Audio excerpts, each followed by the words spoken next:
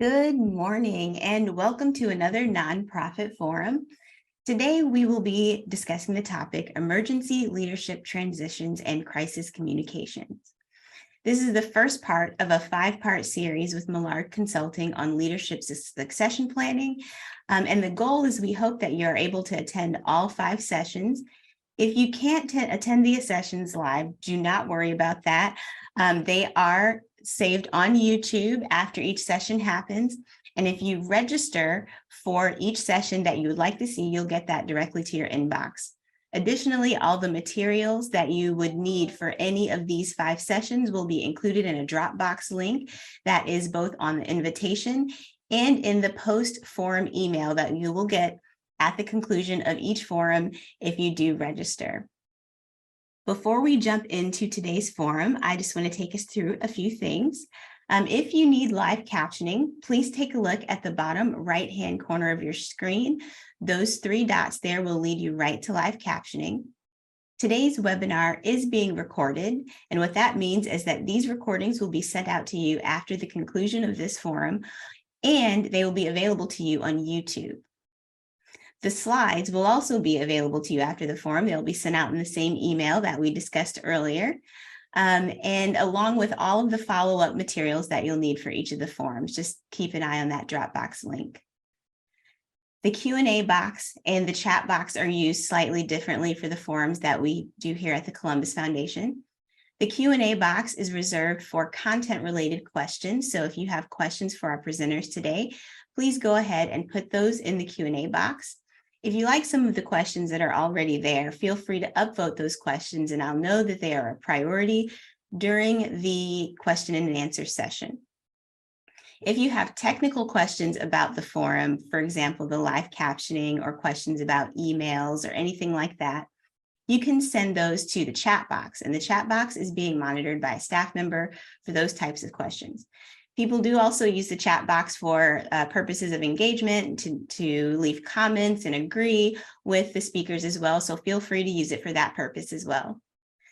Keep in mind, there will be several polls during this forum, so it is an interactive forum, so keep an eye on your screen for those. And stay tuned immediately after the forum for a survey to tell us how you liked today's session and what types of topics you want to see in the future. So now let's introduce today's speakers. We're welcoming Kerri Mollard and Lindsey Steinberg of Mollard Consulting. Kerri is the founder and CEO of Mollard Consulting, and she's a respected authority on nonprofit board governance, planning, and fundraising. Her 27-year career in the nonprofit sector includes roles in public relations, fundraising, and executive leadership. She also serves as elected official in Plain Township trustee and has a certification in nonprofit board governance from BoardSource. Lindsey is Senior Director of Client Engagement at Mollard Consulting. She is also a respected leader in nonprofit management and board governance, fundraising, and planning. Lindsey has been a member of Mollard Consulting since 2015. She's a client-centered person with a strong training and communication skills and extensive experience working with a variety of sectors in the nonprofit world. We are delighted to have Kerri and Lindsey today. Thank you.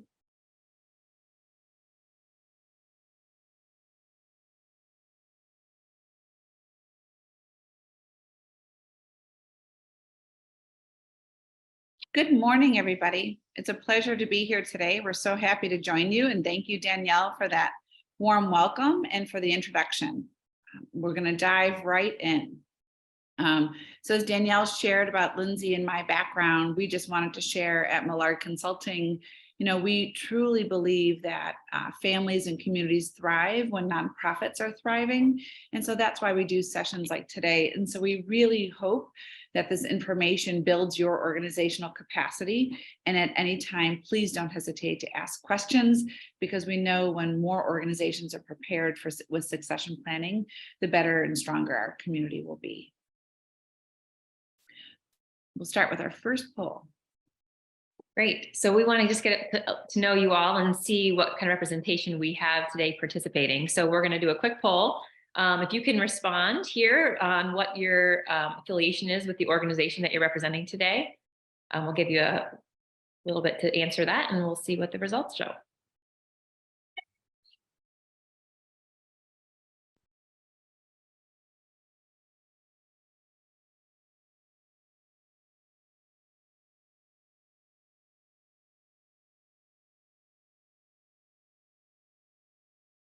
Great. Great. So it looks like half of you all are the executive directors yourself. So the ones that would be experiencing a transition personally, about 11% board members, and then almost a third staff members. So it's really helpful to understand just the roles that you all would play and how they may differ in the succession planning process.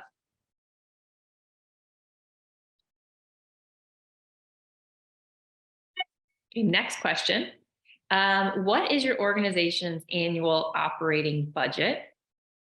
We'll pull this up here just to get a sense of size.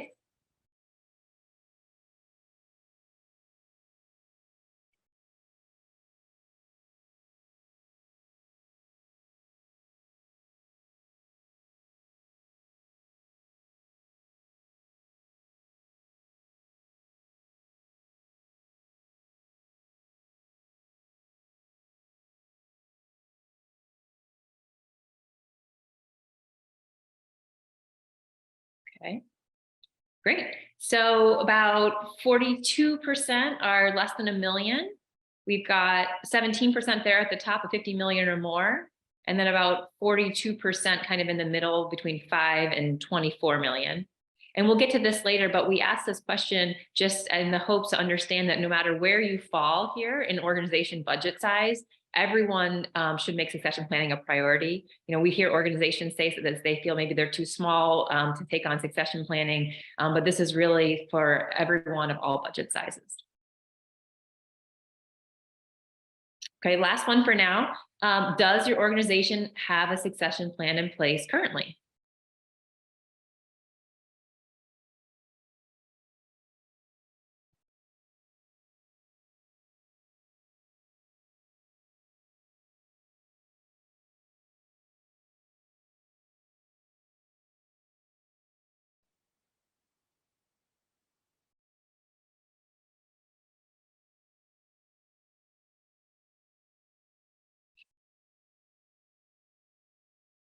Right. Okay, great. So a really even mix here on this one. So 27% do, which is great. 30% no, and then about 43% are maybe not sure, sort of never completed. So hopefully this session and the following sessions will be helpful for all of you that are kind of in the middle there too.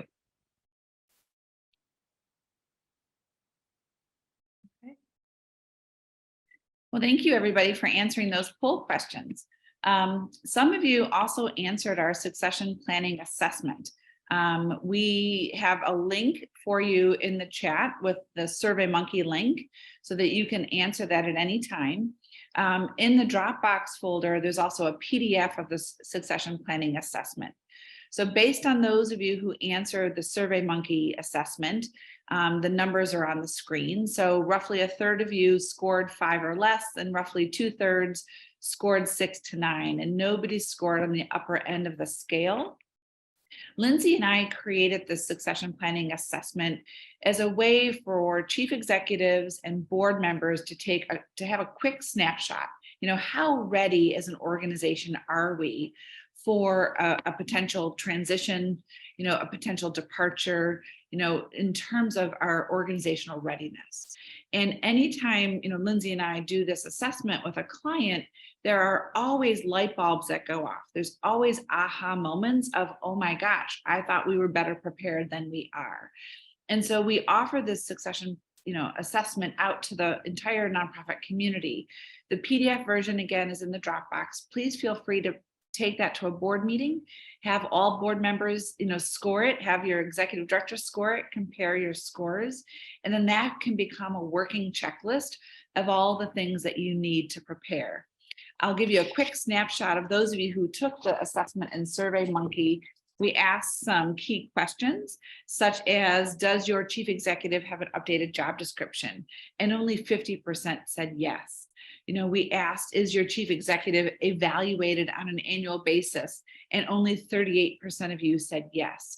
So those were some of the key findings that we heard from you.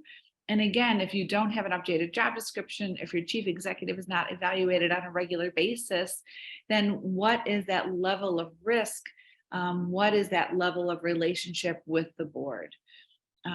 So we're going to ask you now to put, those of you, who took the assessment or who are kind of surprised by those scores, do you have any questions for us?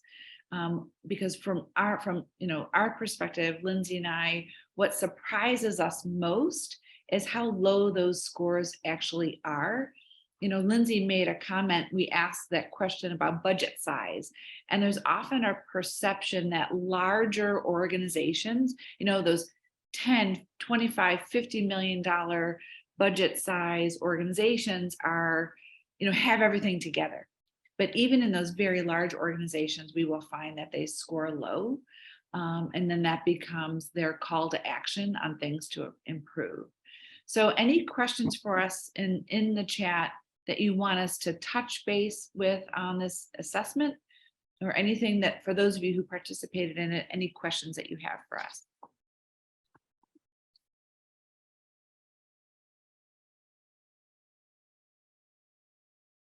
Are there any there? I don't see any comments yet. Okay.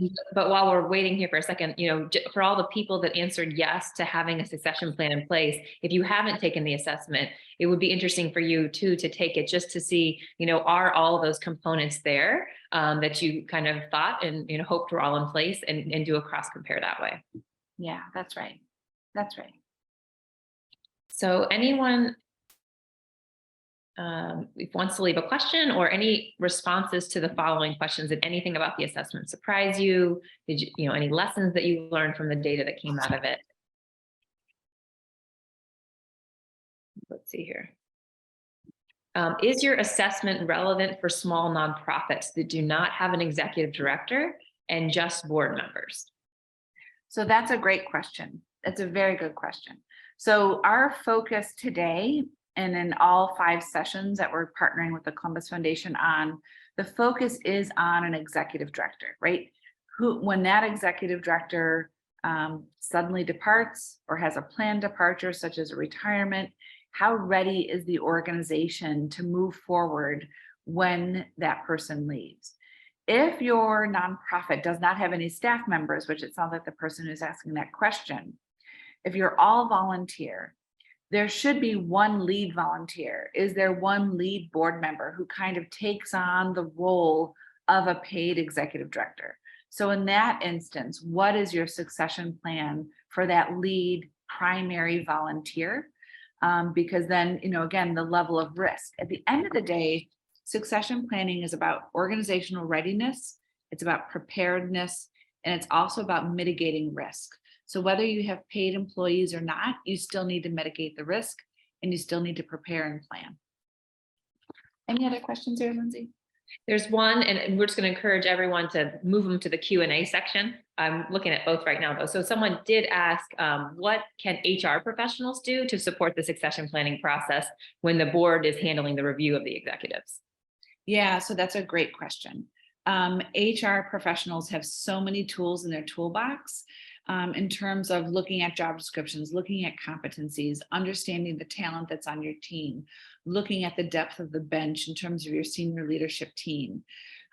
When a nonprofit board does the chief executive assessment, I will share this with you. It should never be 1 or 2 board members doing the assessment. The entire board should be participating in the performance review of the chief executive. And then 1 or 2 board members, well, I should say at least 2 board members, because you never just want 1 board member to do it. At least then 2 board members share the results of that performance review with the executive director in a very open and safe dialogue. But we have found, so for this HR professional, just ensure that it's not just a handful of board members reviewing the performance of the executive director. Make sure the full board is engaged in that. Great. We'll have more time at the end for Q&A. We'll move on from here. But again, we really encourage you to use the PDF version of the assessment at your next board meeting. Have everyone score it and then compare your scores. So we're going to move now into level set, and I'll turn it over to Lindsey. Great. So just a couple of fundamentals that we want to go over about succession planning generally. The first one here is that succession planning is really an extension of strategic planning, a board responsibility and strategic planning. And this falls on the board. And I think there's a lot of times there's a confusion here where people expect the executive director to be kind of, picking their own successor or grooming a successor or responsible for the succession, during and after their transition. We've had clients come to us and say that actually embedded into their executive director performance review was the question if that executive director was doing a succession plan, which is the flip. It really is a board responsibility and board led. So all the board members on the call here understand that this is something that you all are responsible for taking on. That's right. And I'll just add to that. Certainly the executive director participates in the planning, right. But to Lindsey's point, you can't put this on the executive director's to-do list. This is really something that has to be driven by the board. And when the board deeply engages in this process, again, back to what we said earlier about readiness and preparedness, then the board is much more prepared for when an eventual transition happens. So this is a fundamental role of the board. So couldn't agree with Lindsey more there. The second fundamental here is that succession planning is not synonymous with an executive transition and search. And a lot of times when people hear succession plan, they just think the executive's leaving, and it's this synonymous relationship with an executive search. And really, if you look at a full cycle of succession planning, first of all, it's ongoing, right? It's to be reviewed regularly. So it's an ongoing circle. And the executive search and transition itself is just an offshoot of that bigger succession planning process. So it's important to think of it in that way. We see a lot of fear, and specifically in the nonprofit world, to engage in succession planning because for fear that it's going to look like that the executive director is leaving. And we work with multiple clients that go through this. So we really want to help dispel this myth that a succession plan means or is synonymous with an executive director leaving. In reality, when executive directors have a certain tenure or a certain age, it's just a really proactive process and smart board governance to engage in the succession planning process, whether or not that director plans on leaving anytime soon. And then one last thing here, we have seen too, a lot of times boards, are made up of corporate representation. And there does appear to be some differences in how the for-profit world versus the nonprofit world sees succession planning. Just in the sense that, in big corporate, in big companies and corporations, succession planning is oftentimes, we'll talk to board members that say, we talk a bit about this off the bat. People come in leadership positions and they're automatically being spoken about as in terms of what the succession plan is or what their next role might be. So we don't see that as much in the nonprofit world, but I think the most important thing here is to understand how your board might be seeing succession planning. So if they have a lot of corporate representation, they may view succession planning a little bit differently than we're seeing it viewed in the nonprofit space. That's right. And I'll just add to that a little bit what Lindsey touched on in terms of age. We find that when we work with executive directors who are over 60 years old, their level of fear and anxiety about embarking on succession planning is heightened because there's a conventional wisdom, right? There's a kind of a bias that, oh, certainly this person's about to retire. But we have seen, and I'm sure all of you have also seen, chief executives who work well into their 70s. We can never presuppose that, oh, this person is about to retire. Because when we do that, that further perpetuates this myth that succession planning means that there's an imminent departure. And so we really just want to emphasize that. This is planning. This is an extension of strategic planning. This is good board governance. And we shouldn't make those assumptions even despite someone's age or tenure with an organization. Great. And so here's just kind of a compare and contrast of what succession planning means and looks like versus the search process itself. So succession planning is all the things that we've spoken about so far. It's proactive, it's planning, it's future oriented. It is an ongoing cycle, as I mentioned. It's something, once your plan is in place, you're going to be reviewing that plan, every 12 to 18 months. It's strategic, and it does engage the board and the chief executive in partnership. The search itself, on the other hand, is reactive in many cases, in the sense that the departure has happened, you're reacting to the executive leaving, it's ad hoc, it's very present, as opposed to future oriented, it's time limited. There's a definitive end date when someone new is hired. It's very tactical and logistical in nature. And this is going to include the board and the senior staff largely. The chief executive may have a role in the process, depending on the organization, but this is a more board and senior staff led. So the third fundamental here is that succession planning is best accomplished when leadership is stable, and the organization is not in that transition phase yet, or looking for an active search process or heading in that direction. Again, this is a proactive planning process. It's best to do this when leadership is stable. There may be no intention of the leader leaving soon. There's a clear mind for the organization. You're not in a search mode, so you're making decisions rationally, without the emotion or the pressure cooker of a search happening and being, very imminent and present. And so this is all why succession planning is important. In a succession planning full process, you're going to develop the parameters of the search committee, who participates in the committee, what does that look like?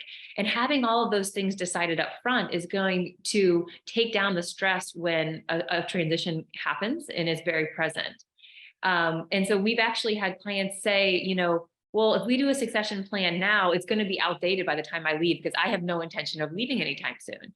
And we'd say that that's not the right way to look at this. Again, you want to do this when it's stable, when you have no intention of going anywhere, because first of all, it includes emergency preparedness, but also, again, this is being reviewed regularly. So you're going to check in to ensure that your selected acting chief, et cetera, are all relevant every 12 to 18 months. So we think of this as not something that you're doing when you're planning on leaving, but instead when the leadership is stable. Yeah. And I'll just amplify that again. When a departure is announced, the pressure cooker begins, right? The anxiety begins. And we see kind of sometimes rational thinking goes out the window because suddenly there's all this fear and trepidation and the unknown, and the extra work, time, effort, energy of a search. So being able, when leadership is stable, as Lindsey said, to make decisions is so much better for the organization. It will really improve the health of your organization and, again, achieve that higher level of readiness and preparedness when the time comes, because searches are extraordinary, right? They don't happen every day, and they can induce a lot of anxiety and fear. So the fourth one here is that, sadly, not all departures are planned or positive, which is why we begin every succession planning process with emergency preparedness. And someone actually just put in the chat that their executive director sadly had a stroke and the organization wasn't prepared. And so that, that's what this is about. It's this emergency preparedness. Not all departures are planned. And, you may not have an internal candidate today, but you may in a year or so. So creating that succession planning process now, the emergency preparedness piece of it up front is really, really critical. Yeah. And, Danielle mentioned that this is a 5-part series. And the reason part number 1 is this emergency conversation is if your organization does nothing else, do the emergency planning. Because as the person put in the comment, their chief executive had a stroke that is obviously not planned. And then suddenly the organization is thrust into continuity of business operations without a plan in place. So we start with emergency for a reason. And, this answer, as Lindsey was saying, we had an executive director say to us, I don't plan to retire for 5 to 7 years. This would be a waste of time. And our response is not all departures are planned. Great. So we're going to do one more quick poll here. do you and your organization have an emergency plan in place, including deciding upon who the acting chief would be? We'll put that poll up here.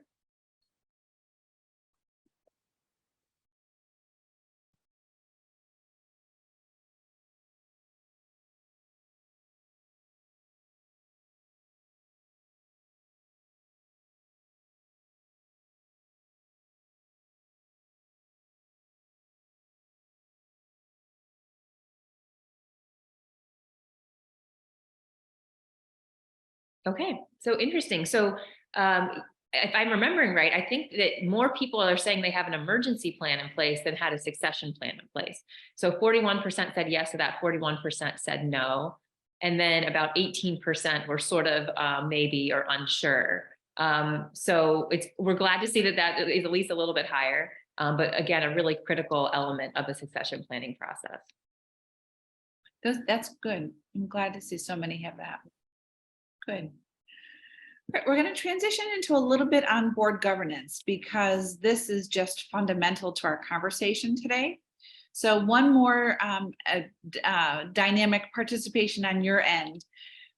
Look at these statements of nonprofit board member roles and responsibilities and pick the letter for which one you think is the most important.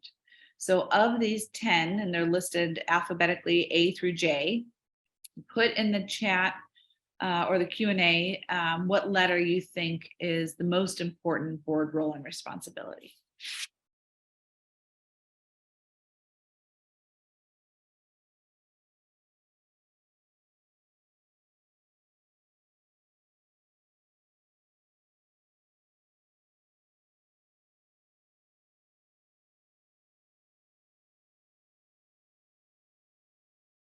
Are any coming through, Lindsay?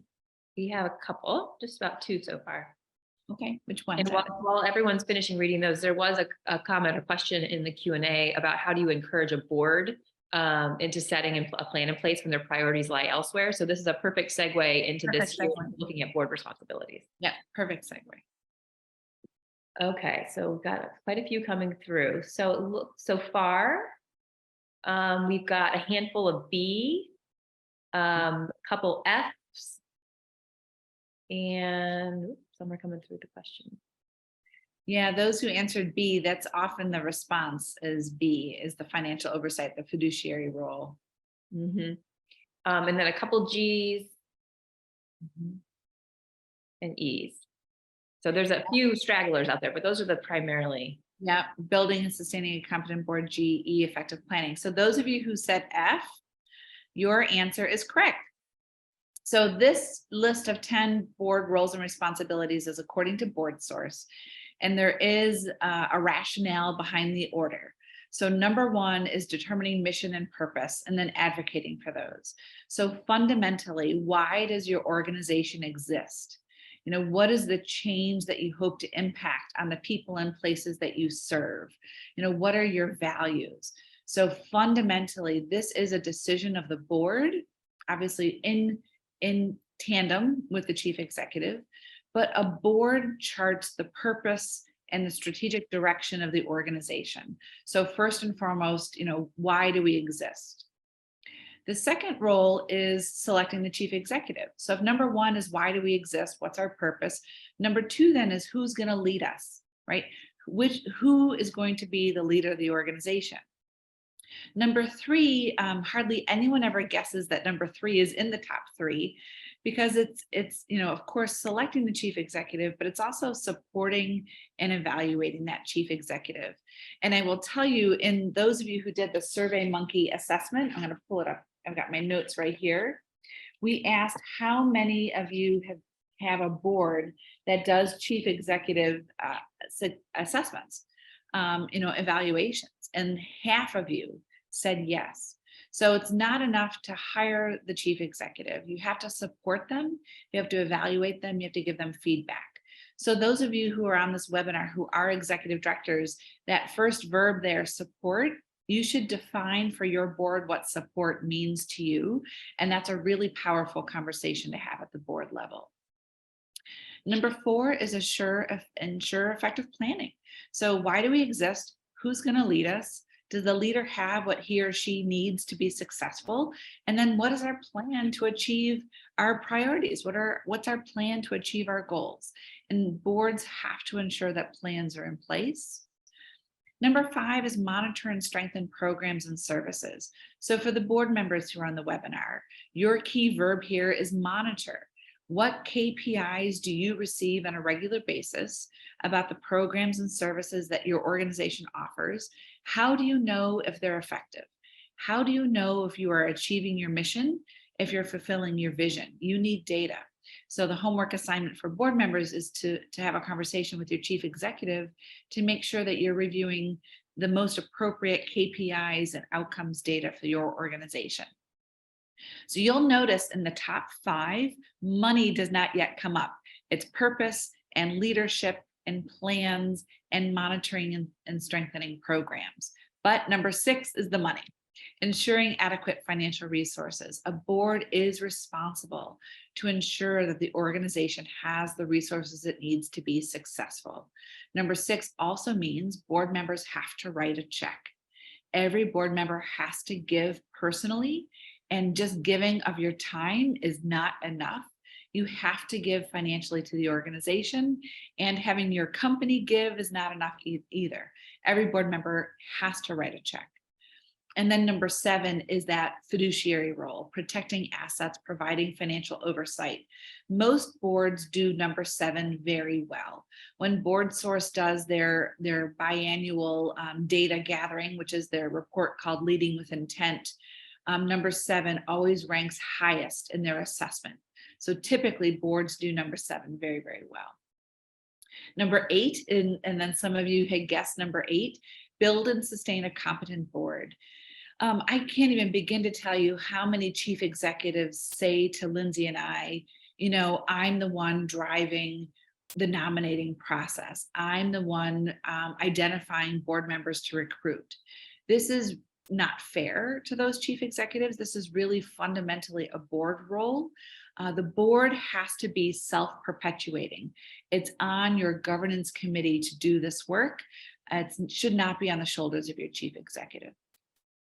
Number 9, we joke, is the stay out of jail card, right? Ensuring legal and ethical integrity, that all issues related to compliance, your registration with the state of Ohio, your 990 submission to the IRS, that grant reports are submitted to your funders, your statement of continued existence is submitted to the state of Ohio, all things related to compliance are taken care of. And then number 10 is board members have to be an ambassador for the organization. They have to be out in the community talking about your good work and ensuring that there's continued trust in the organization and in the mission. So all 10 of these are fundamental. All 10 have to happen. But the reason for the order is first things first. And then the 3 that are highlighted in orange are because those are fundamentally succession planning, right? Selecting, supporting, evaluating, and planning. So that just shows you how high on the list succession planning falls in the work of a nonprofit board. One more thing on board governance level set. These are the 3 legal duties of a nonprofit board: duty of care, duty of loyalty, and duty of obedience. These are legal standards. These are the things upon which a board can be sued. So duty of care literally means you have to care. That means board members have to show up to meetings. They have to read materials. They have to ask questions. They have to be engaged in the life of the organization. Duty of loyalty means, right, no self-gain. No board member can personally benefit from their service on the board, right? This is about being faithful to the organization. This is not personal benefit. And then the third one, duty of obedience. This is ensuring the public's trust. We've all seen examples of when scandals have happened, and that erodes the public trust. The federal government bestows tax-exempt charitable status on nonprofits because there's supposed to be this benefit for the public. It's supposed to be a public charity. So these 3 legal standards are what make a board member different from a volunteer. So if you ever have a board member say, well, I don't give financially because I give of my time, pull up this slide and say, actually, there's a distinction, right? There's a distinction between being a board member and just being a volunteer. I know we went through that very quickly, but we wanted to give you that level set on board governance.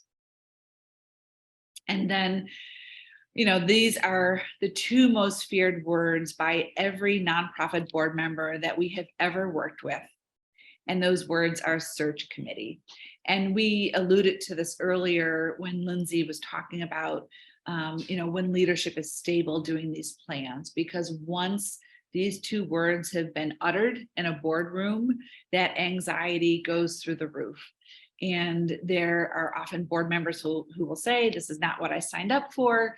And it just, creates this whole new level of culture and work that needs to be done for the organization. So these are 7 leadership or transition scenarios of leadership. The ones in gray are planned, right? And they're often happy. When your chief executive retires after a long tenure, that's a celebration, and that's very happy. The 3 that are in pink, resignation with little notice, termination, and when an executive director dies, these obviously are not planned. These are very difficult scenarios. In the case of an executive director dying, there's a level of grief that can be very profound for the organization. And they're just very, very difficult transitions to manage. If it's termination or a sudden resignation, sometimes those departing chief executives take other senior leaders with them, and it can create chaos in the organization. The reason leave of absence is highlighted in orange is because this can be planned like a pregnancy, someone who's going to take a maternity leave, which is not a crisis situation, or it can be unplanned, as the person put in the chat, someone who had a stroke, an executive director who has a massive heart attack, has to be on bed rest for 4 or 6 months. That is not planned. And so leave of absence can be both either planned and happy, again, like the birth of a child, or sudden and very jarring, such as a sudden and incapacitating illness. So these are all the scenarios that your board has to think about when we talk about planning and preparedness and ensuring continuity of business operations. Anything you want to add there, Lindsey? Nope, I think that's good. Okay, we'll go right into now emergency preparedness. Yep. Great. So first thing, I think that it's important to differentiate is there is a difference between an acting chief and an interim chief executive. Sometimes these words are used synonymously, but there's a distinct difference. So the acting chief is often a member of the staff who steps in that crisis emergency situation. This person is typically not a candidate for the position in a long-term capacity, but steps in that emergency crisis, meaning they can keep the business running, the operations money. They have the passwords, and they can, get the payroll moving, make sure that they can access the bank account. So this acting chief is truly that emergency individual who's going to step in that limited time situation of crisis, where the interim chief is an internal or sometimes external person who's going to lead the organization for a more prolonged, typically period of time during a transition. And they may be a candidate for that executive position in the future or in the transition in the search. So there is a difference between the two. When we create an emergency plan, we're going to name that acting chief. The interim chief, often you have more planning time to decide who that might be. As we mentioned here, it sometimes is an external person or a consultant that comes in. So due to the time that's usually more available for interim, you don't necessarily have to identify them up front, but really critical to make sure that that acting chief is identified in the emergency preparedness process. Okay, so some things to think about with transition leadership. First is that the board should have familiarity and relationships built with the senior leadership team. And, I think at first, sometimes when nonprofits read this, they think is that the staff that's meddling in, or I'm sorry, the board that's meddling in the staff operations. And that's not what this is. The board certainly takes on a strategic role, and this is not about meddling in staff operations or micromanagement, but this is about building those relationships with the CFO, the development director, those leadership positions, so that they have an understanding of the bench of the organization and what leadership capacity is beneath that executive position. The acting chief should be known by everyone on the board and within your senior leadership team. And I think, if you go back a step further, the acting chief needs to be known by the acting chief themselves, right? So we've had people say they've identified an acting chief, but that person has not been told that they are identified as the acting chief. So first step is identifying the chief and then letting them know and seeking their interest in taking on that role. And then once that is decided and agreed upon, then you need to ensure that the board and the senior leadership team all have an understanding of who that person is. Yep. And Lindsey, I can add to that. I've got the SurveyMonkey results here. So those who said an internal person has been considered, only one respondent said that person has been identified and notified, right? So we all think Susie would be a great acting chief, but Susie doesn't know that. Another question in the SurveyMonkey assessment was, is that person who's been identified interested?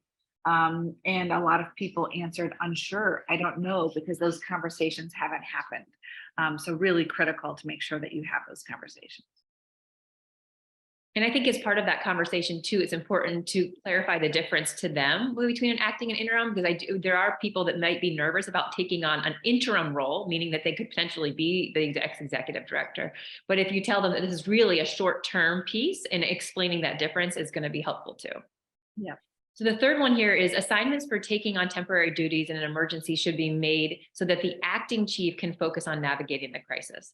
So a large part of the emergency preparedness too is really defining that role. So this acting chief is going to take on the executive director role. What does that entail specifically? And then from there, the acting chief had a job before, right? Where do those responsibilities go? How do you help, disperse some of the responsibilities the acting chief had prior to taking on the acting chief role, and ensuring that they have the capacity to fulfill the executive director duties in that crisis?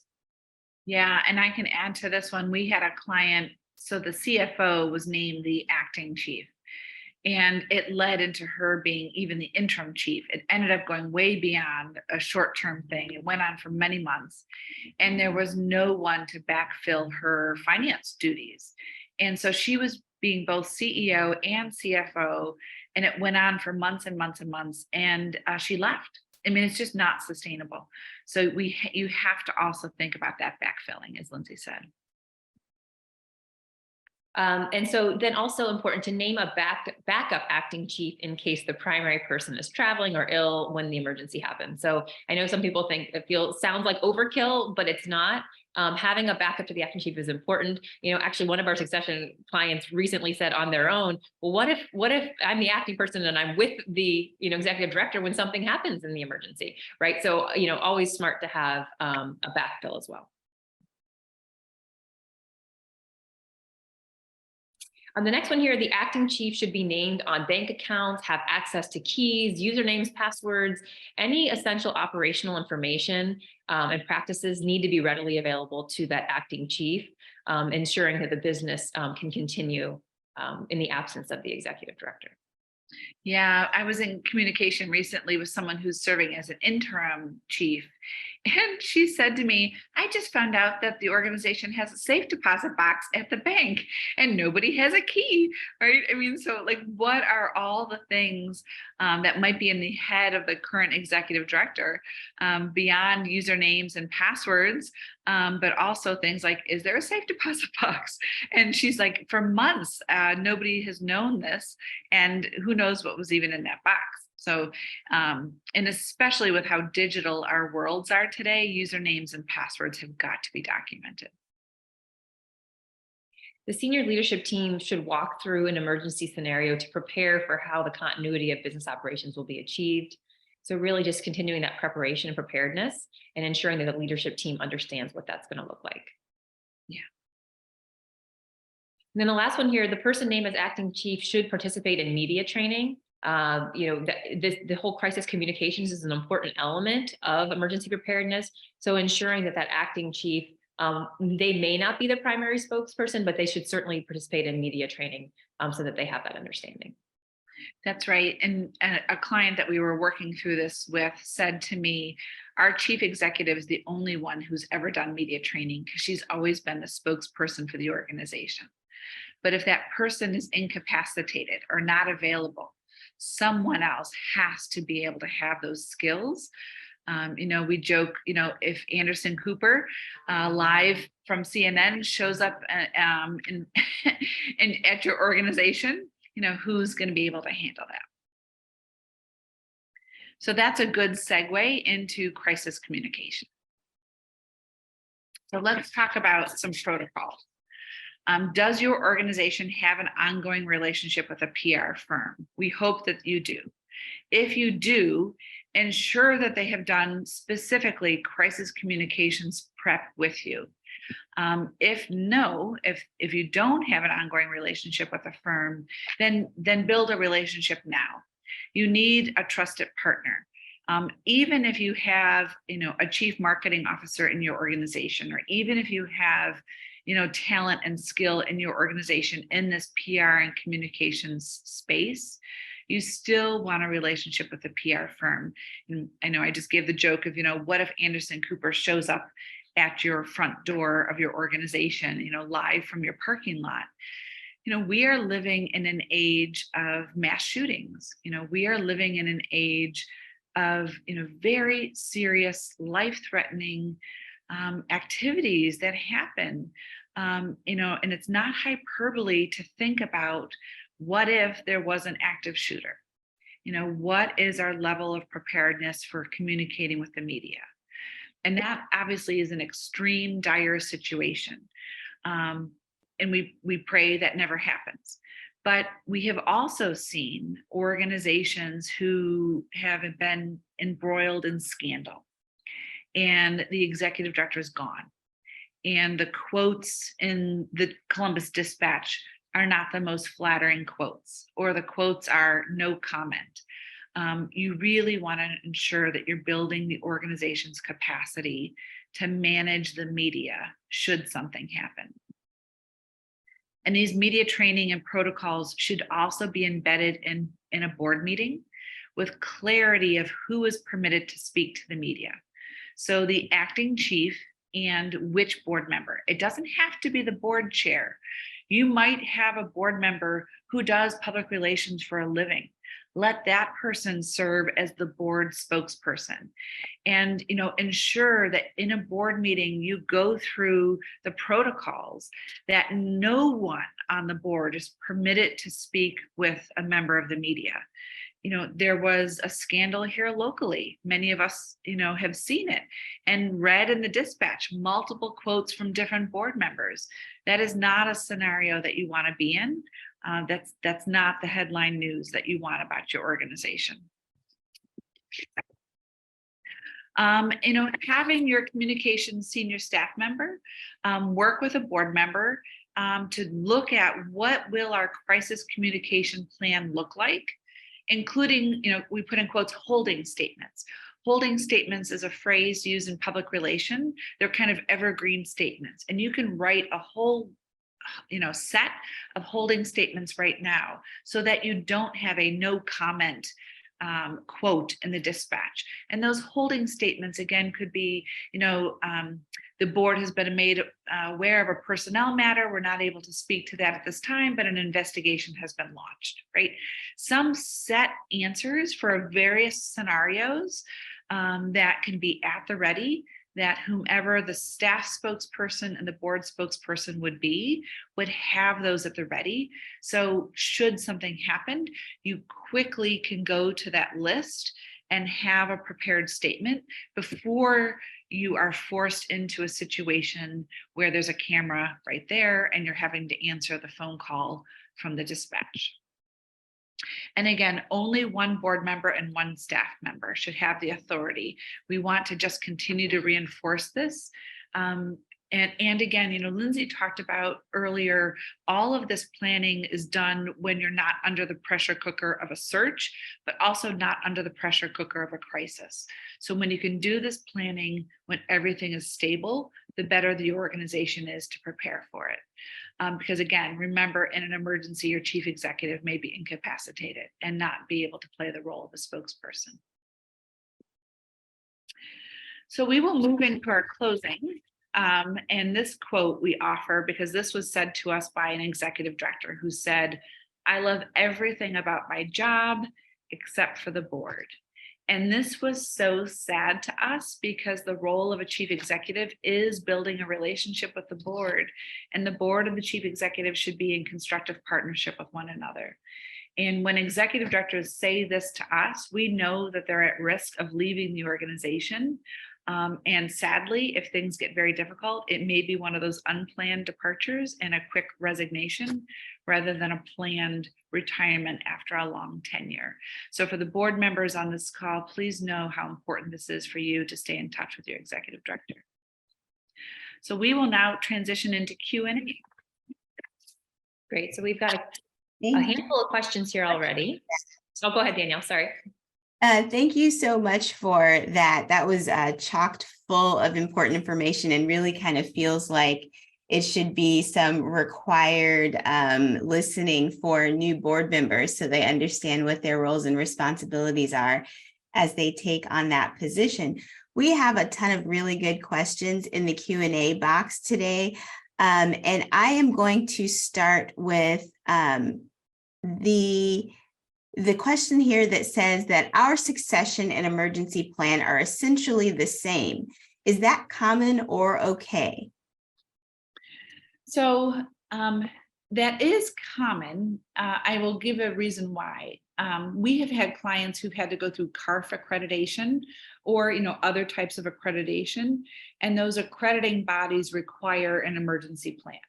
And so an organization will put together an emergency plan and then also call it their succession plan. But really, emergency is one facet of a larger succession plan. So again, really important to have the emergency plan, right? Not all departures are planned, so good. But succession planning is much more comprehensive than this emergency piece. So I would say to the person who asked that, build upon what you have. It should be a much more comprehensive review and document. And Kerri, I was just going to note too, our process is about a 5-step process of succession planning, and emergency, it's just the first one. So there are so many critical steps, including every other transition scenario, ensuring the search committee and the guidelines are set, the job description is updated and complete. So I took what Kerri said, it's a great first step, but it's not synonymous with a full succession plan. I think that's really good to know because intuitively you would think they might be one and the same, but I think that the definition you gave of interim versus acting was a really clear indication that those are two separate plans and maybe two separate people in those roles.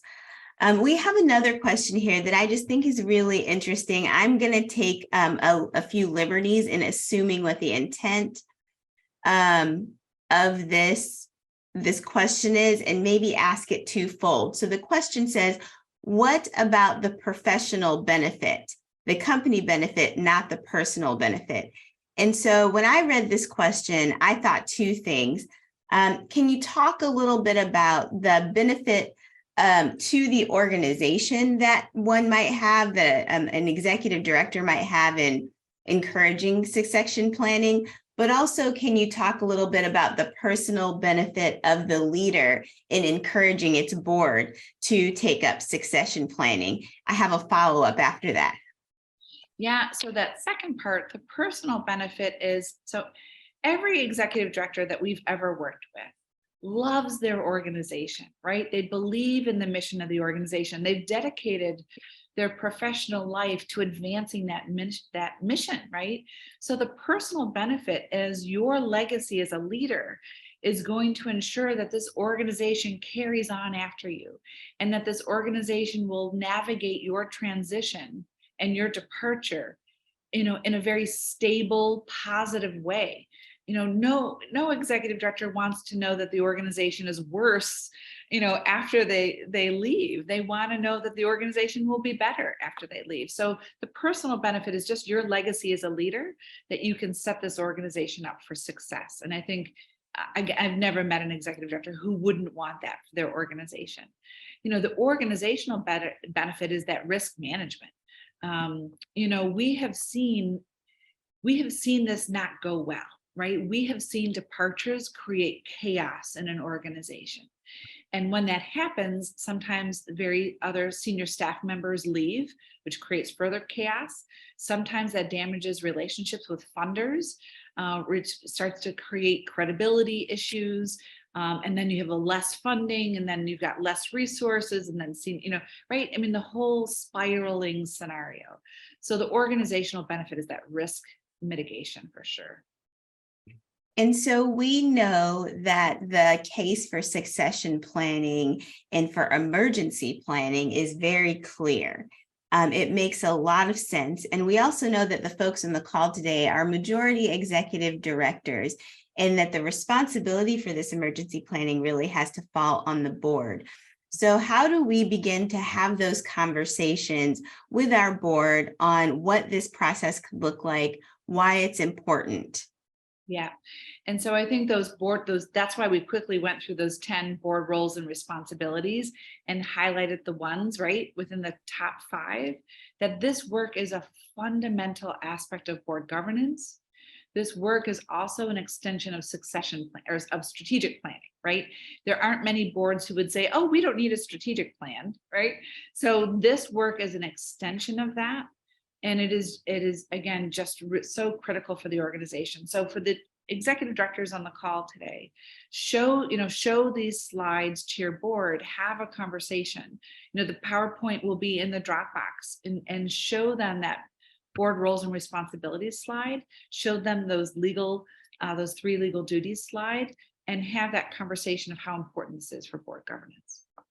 Okay, so we still have some really strong questions here, and one I don't even want to try to interpret because it's said really well as is. So I'm just going to read it to you. It says, I know this isn't a session about board responsibilities, but the blanket assumption that all board members must donate financially to the organization is a recipe for a non-representative board. There is value to having an economically diverse board, especially depending on your mission. Just tossing that out there since this came up. So I think that is a comment, but leads to a question on how do we balance both of these requirements on a board? Yeah, it's a great question. Lindsey, do you want to jump in there? Well, no, and I think fundamentally we absolutely agree that diversity and the socioeconomic diversity is critical and of utmost importance. However, we don't see them as mutually exclusive, right? We really strongly suggest the giving requirements be something that's meaningful to the individual.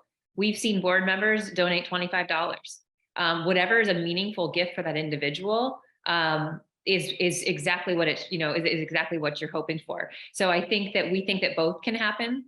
You're not certainly going to post a list of all the board member gifts and out that person for their $20 gift, but we certainly think that they both can be important and they both can be achieved. That's right. And so there used to be old school language, the give or get policy, right? Mm-hmm. Every board member has to give or get $5,000.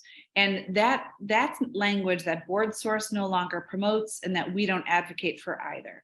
There should never be a minimum dollar amount that someone has to give, because then that absolutely goes against this idea of being inclusive and having your board be representative of the community that you serve. So no minimum dollar amount, no give or get policy, but Lindsey's exactly right. It is a fundamental requirement of good board governance that you have 100% participation from the board. But the gift amount should be, as Lindsey said, personally meaningful, and that varies depending on your socioeconomic level. I just want to add to that quickly that there are, while this forum is not about that, there are numerous examples of creative solutions to that situation, and a candid conversation with the board about the desire to become more economically diverse while remaining sustainable is important. How are we going to do that? How do we shoulder the burden for the folks who may not be able to, et cetera? Having a candid conversation there is really important. So we have a few more questions here. We have one that says, what are your suggestions for smaller organizations that find it challenging to establish a good board with committed and active board members? Yeah, I think that challenge isn't just for small organizations, right? I mean, Lindsey and I can name about a dozen, right? who are larger, highly established organizations who are still struggling with, having good board engagement.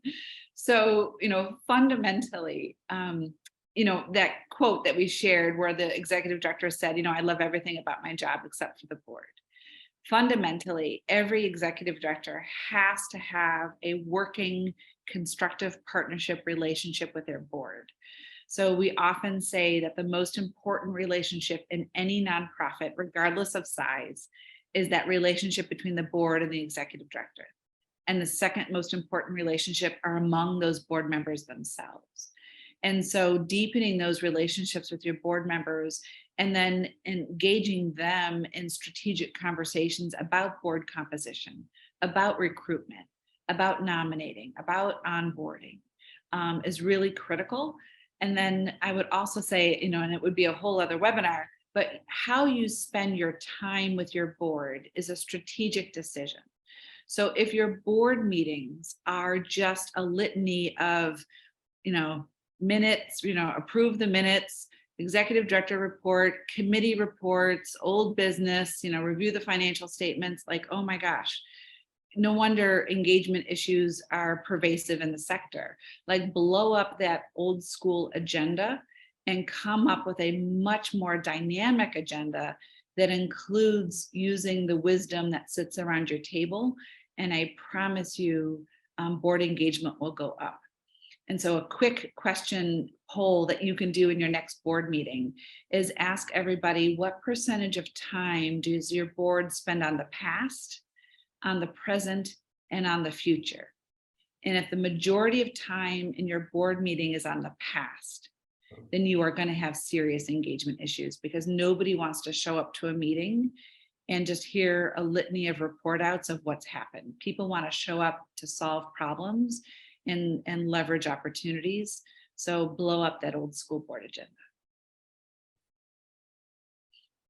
Anything, Lindsey, before I jump in? No, go ahead. I think that was great. The light bulb moment for me, and that was really around kind of that past versus present view of your agenda and your discussion items, and really of the view of the board. Any past discussion has to be really framed as how we make decisions for the future, as opposed to just a rehash of what has happened in the past. And that really can dampen engagement. The only other thing I was going to say was, finding and building an alliance with your board chair to help them learn and see your perspective and become an advocate for a stronger board is going to go a long, long way. So you don't necessarily have to tackle taking on the whole board at once. You can take on just the relationship that you have with the board chair and start there. Yeah, start there. You want your board meeting to be a dialogue and not a monologue. So reflect on that. If it's just a litany of talking head monologues, you got to change that. So we have a couple more here. This is a good one that might take some time. So what is an example of the responsibilities, day-to-day responsibilities of an acting chief? So say you've had an emergency come up where the current chief is not available for an extended period of time. The acting chief then takes over. Should they attend board meetings? Should they do employee evaluations, etc.? What does that look like? Go ahead.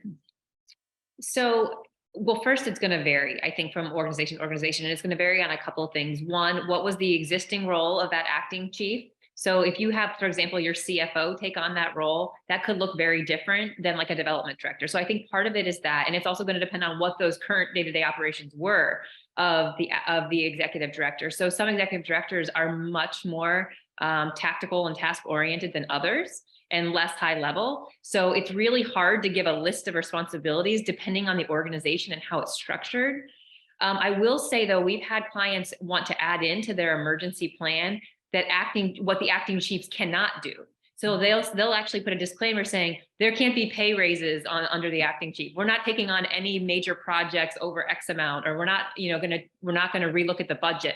So there are certainly things you might want to put on your list that they cannot take on.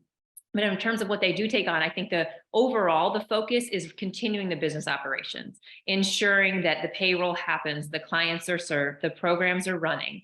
So however that needs to happen is important. But that's why in this step, it's really, really important to look at that role and make those decisions as to what the acting chief will do, and then look at what the acting chief was doing before and who can help take on the roles of their previous role.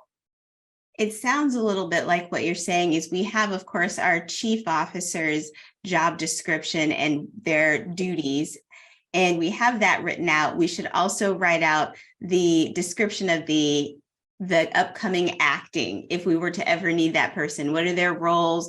What is the scope of their responsibility, and what happens to their job duties as they move into that acting role, all written out in advance.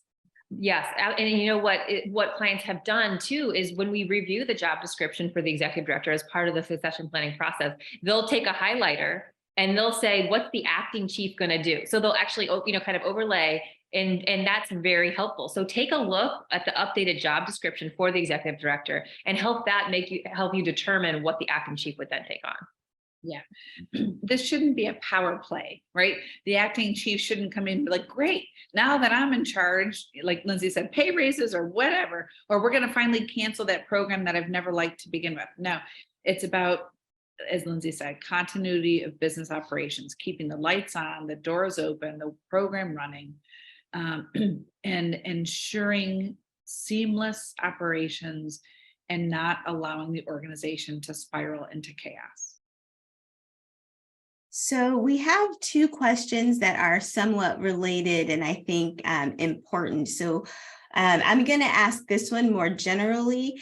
If you are in a position of an acting chief or associate, and you would like to be considered as that interim or acting potential in that succession plan, how would you do that? And then the part two to that is, could a board member serve as an interim or acting CEO? So let me take that second one first. So in an acting situation, when there's an emergency, if the organization doesn't have someone at the senior staff level that could step up, you could have a board member do just the emergency, like for the next 60 days, until we get through this crisis, this board member is going to play that role. We're not huge advocates of that, but in an emergency, if you don't have the bench at the senior staff level, that could be a solution. We do not advocate for a board member serving in the interim leadership role, which can take on many months. An interim leader could be a candidate for the position. I don't think we have ever seen that go well. You don't want a board member in that role. So try to avoid that. There's an awful lot of dynamics at play when that happens. There is a power dynamic that plays when that happens. There's a culture impact.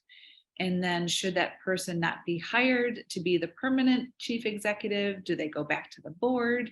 If they go back to the board, then they're technically overseeing the new person who comes in, and it's just creates an awful scenario. So that's the second part of that question.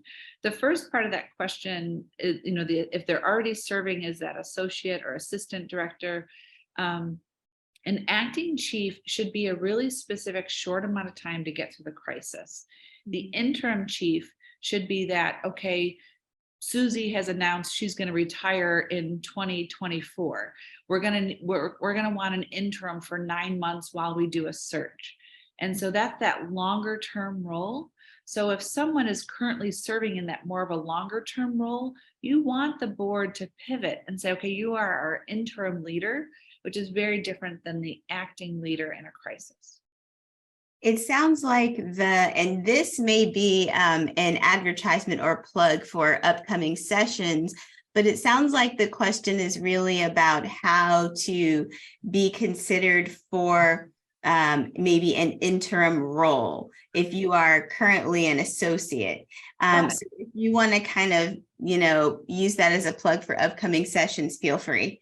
Oh, no. Do you want to answer that part, Lindsey? Well, I think there is a whole section on internal candidate identification and how do you embed that into existing employee review processes and review forms. And, that should be a dialogue that's happening well in advance of a transition anyways.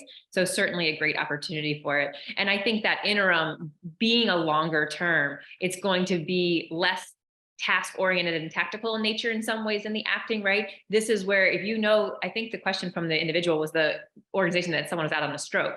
If this is going to be a year, then that interim is really going to take on the relationships that the executive director had, the more strategic decisions, the program decisions. So the role itself looks quite different. But certainly if you want to be considered that dialogue, you want to start that early. And the review process is a great place to start. So we have two questions that are about general board operations and mechanics.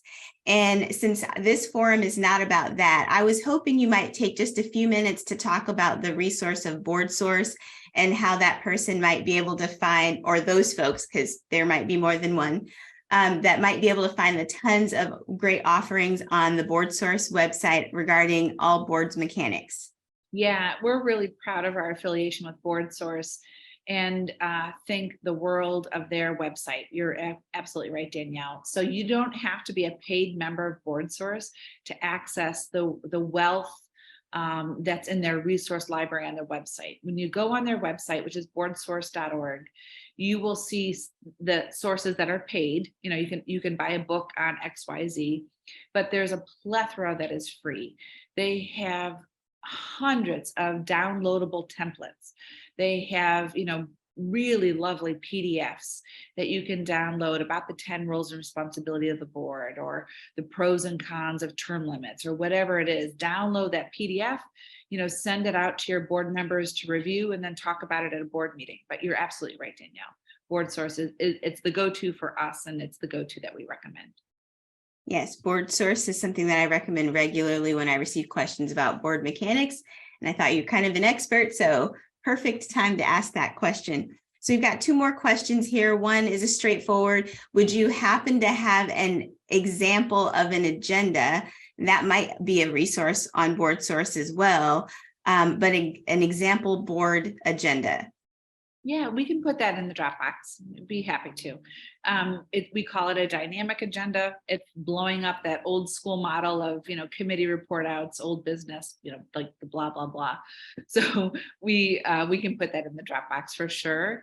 But the quick basis of it, you start with a mission moment, start with celebration, recognize some board member's accomplishment or a staff member's accomplishment, go right into a strategic topic to dive into, which again builds that engagement, uses the wisdom, and then address whatever cyclical topics, like this month we have to approve the budget or whatever it is, then go to a consent agenda and then depart. So every board meeting should have a theme and a strategic topic. And again, that's what fosters engagement and gets the board looking at today and tomorrow and not just the rearview mirror of what happened last month. Thank you. So we have one more question. I'm going to try to squeeze it in there. We've got 2 extra minutes.